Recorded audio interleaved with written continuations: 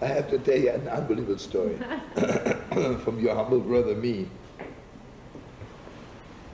2 kids. I gave a class in Chicago, and a man and a woman come up to me, and they said that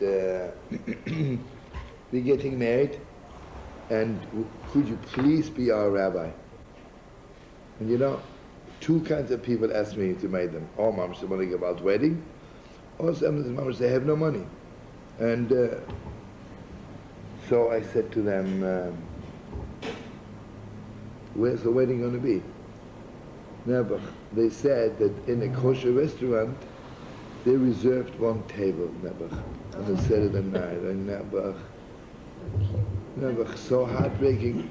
A Saturday night, like, you know, those big Jewish delicatessens where people eat and drink, so much noise. And then all they have 1 table. Obviously, they have no money, right? So I make it my business.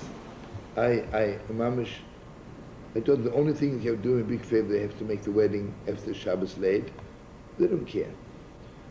So it was here Shabbos, and you know, in Chicago it's 1 hour later. I got there 10 o'clock, and here's where the story begins. The color, obviously, the uncle didn't make a big wedding for her. He just heard that she's getting married. He came to the wedding. And he brought his own rabbi. You know, I paid my own trip to Chicago just because I wanted to be with them. He brings his own rabbi who's more frum. He says he will not let his niece getting married by somebody who's not 100% religious. Wait. No, but you know, the girl, I could see she is white like a sheet, you know. But this is not it. I mean, it was really more disgusting than anything. And he wants to do the whole thing. I said, okay, you know, I said, listen, don't worry about it, no hard feelings. I'm just glad to be here. When it comes to the ksuba, he says he will not, you know, the marriage contract, you buy it in the store for $1.50. He says he wants $25 cash right now for the ksuba. $25 cash for the ksuba.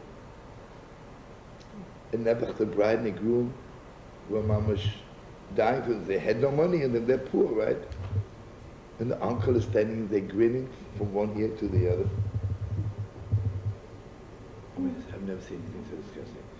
I walk up to the chosn and I put $25 in his hand.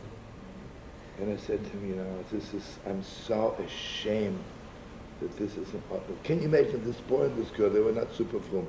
The way they walk away and thinking of Orthodox Jews. Under the chuppah, $25. What? What? And not under the chuppah, you know. Disgusting. One of the, I mean, I was so ashamed. I'll not forget about Rabbi. A human being, you see, those kids are poor. Under the chuppah, you squeeze money out of them. Anyway, the thing like this, and this uncle, he was so proud that he got a frum rabbi to do it, right? Anyway, I don't remember, maybe I said something, maybe he gave me permission to say a few words, or something. He didn't let me do anything. Then is a little feast, you know what it was? They had a turkey sandwich for everybody who came to the chuppah. There were 12 people, how much is that? 12 turkey sandwiches. Okay, let's say it cost them $50, right? And I have my guitar and I'm trying to sing, and who's talking loud and don't let me sing? The rabbi and the uncle. Finally, I just didn't have strength anymore, you know, I knocked them off like crazy. So good, I knocked them off, so what? Nothing. They disturbed the chuppah. Anyway, this was one of my most beautiful nights. I have a couple in Chicago. Yeah, he's a chazan. His name is Chazan Cooper. He's in somewhere in Chicago. I called him out. I said, "Listen, brother, Mamish, you want to do the biggest mitzvah you ever did in your whole life, Mamish? I want you to get all our friends, Amish, because they knew I'm there for the chuppah, you know, and they asked me if I want to do a verbringen after. I said, I'll call you out from the chuppah, but they were all on hold. I said, get all the people, wherever you can, and I will make sure that the chosen will drive me after the thing to my hotel. I will tell them just have to pass by there to pick something up. And I want everybody to stand outside with candles.